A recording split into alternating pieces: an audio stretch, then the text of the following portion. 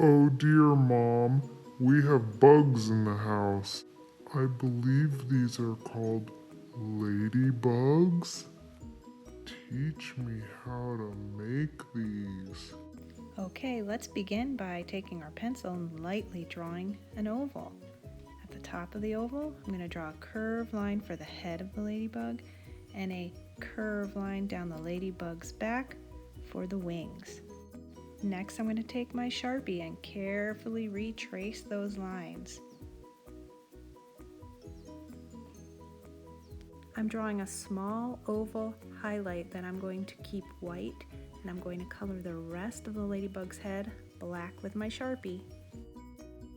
When I'm drawing my spots, I'm keeping in mind that the spots on top of her body will look more like a circle, and as they go down the side of her body, they will look more oval.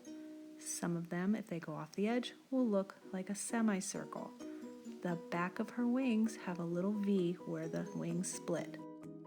I'm carefully coloring in those spots black with my Sharpie. Be sure to have another piece of paper underneath so the Sharpie doesn't soak through and stain whatever surface you're coloring on. Going to add the area that has her eyes and 2 antennae that stick out front of her body. I'm leaving 2 white areas not colored in where her eyes are, and her body has 6 legs like all insects. So I'm placing 2 in the front, 2 in the middle of the body, and 2 pointing towards the back of her body. Erase carefully any pencil marks you don't want to see, and let's add a giant leaf. I'm making it wider than her body. It can be any shape you choose. And I'm going to add a little offshoot of some extra leaves because I have some extra space down at the bottom of my paper. I'm going to draw lightly and then Sharpie over the lines that I want to keep. I'm trying to fill the entire space of my paper. You can even go off the edge of the paper.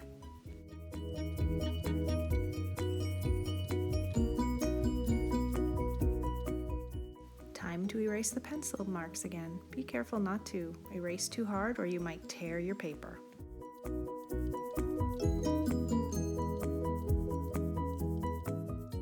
For the first example, I'm going to use watercolor to add the colors. I'm dipping my paintbrush in water and wetting my paints before using them. I am circling an oval that I'm going to leave white as a highlight for the ladybug shell, and the rest of the ladybug I am painting with red. You can choose to add some orange in there, you can choose to use some yellow.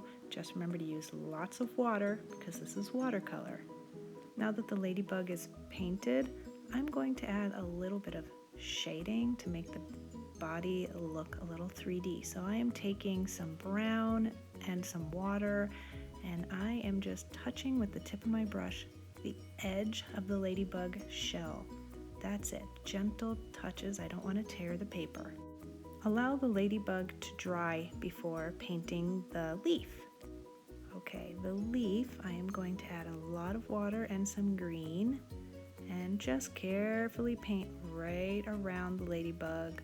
Paint right over those Sharpie lines because they'll show right through the transparent paint. And I'm going to paint the entire leaf green. If you want to add some yellow dashes to make the leaf look yellow-green, feel free to add whatever color you want for your leaves.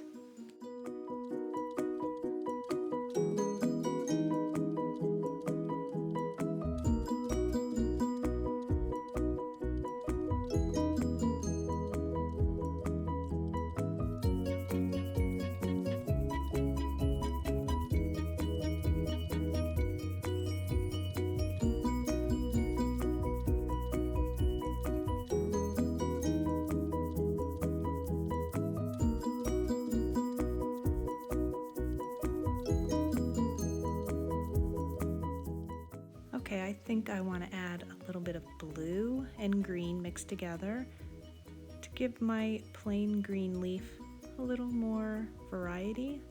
We'll make it a little more interesting. So I'm taking that blue-green and I'm painting the veins of the leaf, which are the lines of the leaves, And I'm also adding a little bit of dark blue underneath, right next to the body of the ladybug, as if the ladybug is casting a shadow on the leaf. If you want to add little droplets of yellow, that would look interesting too. If you don't have any paints or watercolors, you can choose to add color using markers. So here I am using a red marker, and I'm still leaving that little white oval for the highlight, and I'm also not coloring in the entire body of the ladybug. So I'm using some green markers, or it looks like a blue-green marker, to outline the leaf, and I'm using some other greens and yellows, but if you notice, I'm leaving a lot of white space around the leaves because I'm going to go back in with a wet paintbrush and fill in some of those white spaces with water and a paintbrush. Using clean water on a clean paintbrush, just go ahead and paint right over the marker lines and see what happens. The markers become paint. Just be careful not to rub or press too hard, or your paintbrush could tear a hole in your paper. Make sure to wash your paintbrush out when you change colors. So I'm now painting the green leaf, and if you watch, the blue-green marker dissolves and starts to turn almost to watercolor paint. So spread that watercolor paint around until you've painted the entire leaf.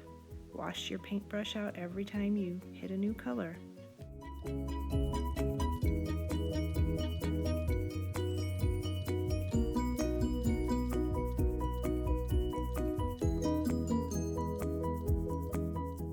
I think I'll put this in the sun to dry.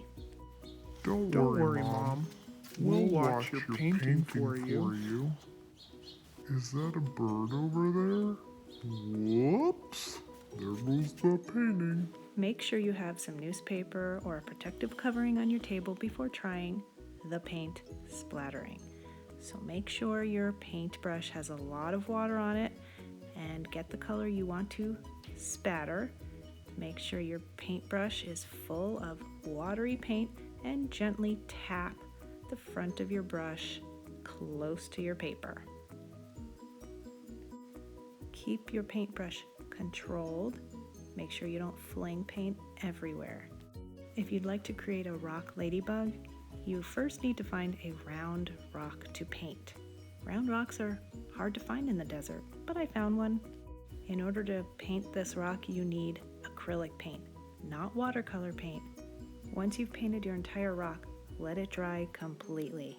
I found a really thin brush, and I'm using black acrylic paint to create the front head of the ladybug, and I'm going to paint that solid black.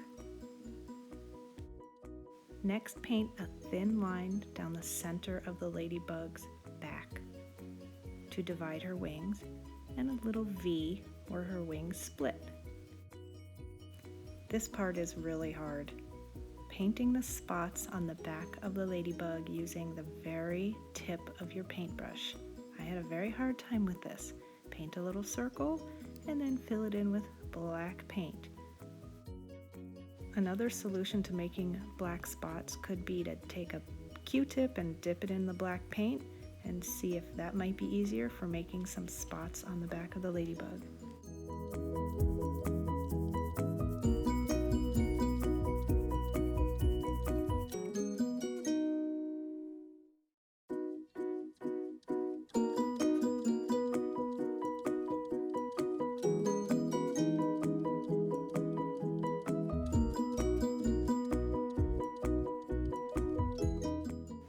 I'm drawing the antenna on with the tip of my paintbrush, but I think you could also use a Sharpie. If your red paint is dry enough, you could probably draw those antennae on with a Sharpie. Make sure your black paint is completely dry before painting on these white spots for the eyes.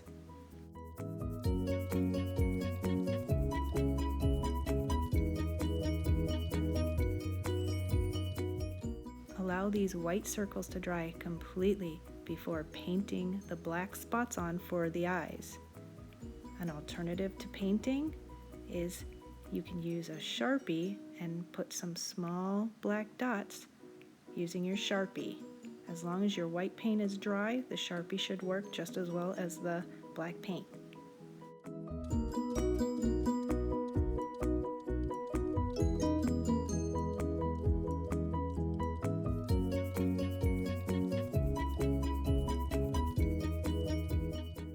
And finally, my ladybug will get a mouth. I think she's smiling. Look, Mom, the ladybug is riding on my head.